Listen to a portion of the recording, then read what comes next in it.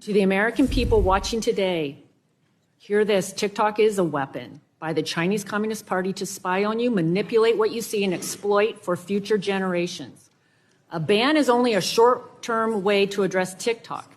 ByteDance is not owned or controlled by the Chinese government.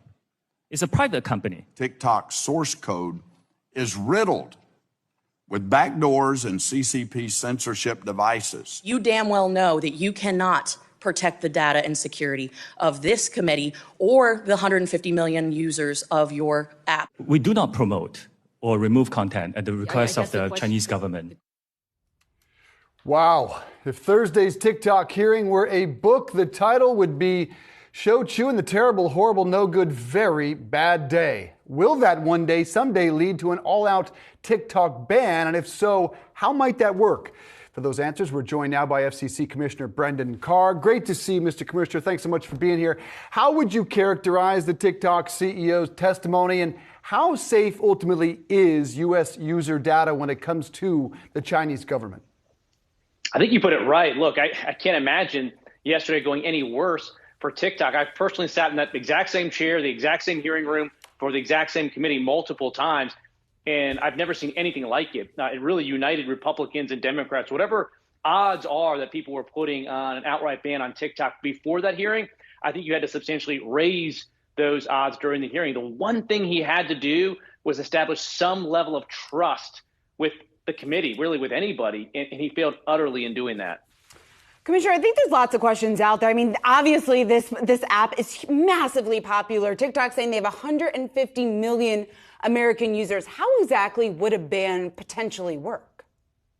Yeah, there's different ways that you can structure it. You know, India has banned TikTok back in 2020. CFIUS, our Treasury Department, has previously required the sale of Beijing-based ownership. So Grindr was an app that was an example where they required it. So you can go this route of sort of a genuine divestiture of ties back to the CCP. We've done that.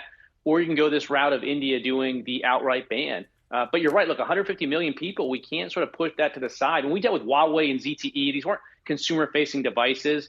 So I think it's even more incumbent than ever before on people like me to make the case and explain to people in really concrete terms why this is a real problem and why we need to potentially ban the platform. Well, that's why we have you here. If you can explain to the American people why this is such a concern, and do you have those concerns about Facebook, Instagram, Twitter, Snap, and the like?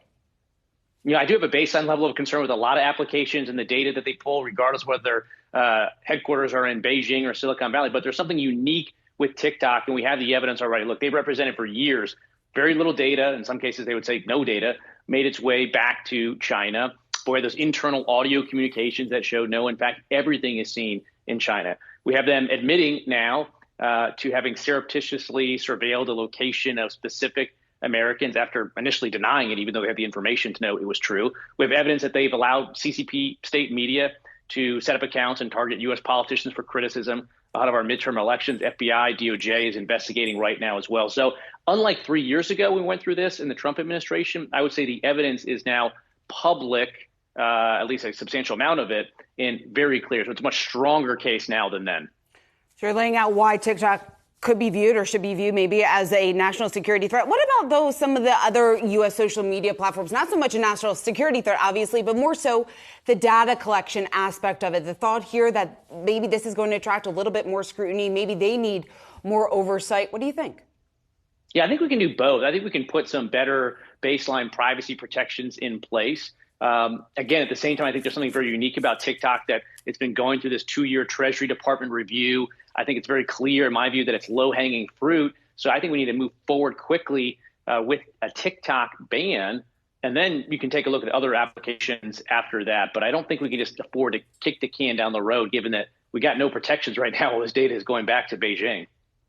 What would your message be to the millions of creators, part of an estimated $100 billion creator economy, and the estimated 5 million American businesses who do rely on TikTok for some form of advertising and or connecting with their consumers?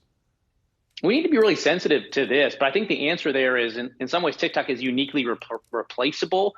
Unlike, say, LinkedIn or Instagram, you're not building followers. It's an algorithm that's promoting it. So I do think this can be easily replaced by other applications. Also, if TikTok agrees to a corporate divestiture from ties back to CCP, then the platform itself stays available. But I think there'll be other competitive short-form video applications where people can continue to be innovative and run businesses off of it. How close do you think we are to that ban? What does that potential timeline look like, do you think?